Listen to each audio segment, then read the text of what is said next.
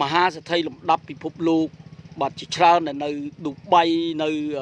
បាទអារ៉ាប់អ៊ីមីរ៉េតឬក៏អារ៉ាប់រួមឬមជ្ឈមបូព៌ាជាច្រើនដែលមានឡានរ៉ូសរ៉យឡានឡាំបូគីនី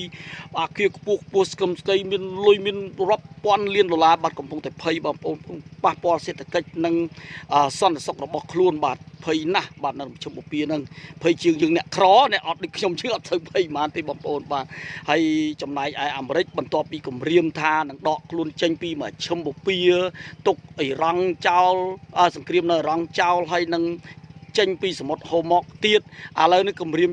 គឺចេញពី NATO ទៀតបាទហើយបើចេញពី NATO ត្រូវការសម្លេង2ពី3ពីសភារបស់អាមេរិកมันចេញបានហើយតែចេញពីនឹងទៅបាត់មុខបាត់មាត់ហើយអាមេរិកគឺរាល់ថ្ងៃគឺបាន NATO នឹងជួយសម្បើមដែរបើថាគាត់ខឹងពី NATO អត់មកជួយគាត់ NATO នៅអាស៊ីមួយចំនួនអត់ទុកឲ្យគេជួយមិនបងប្អូនគេជួយទៅมันខូចប្រយោជន៍របស់គេបាទបងប្អូនតែនឹងត្រូវគិតណា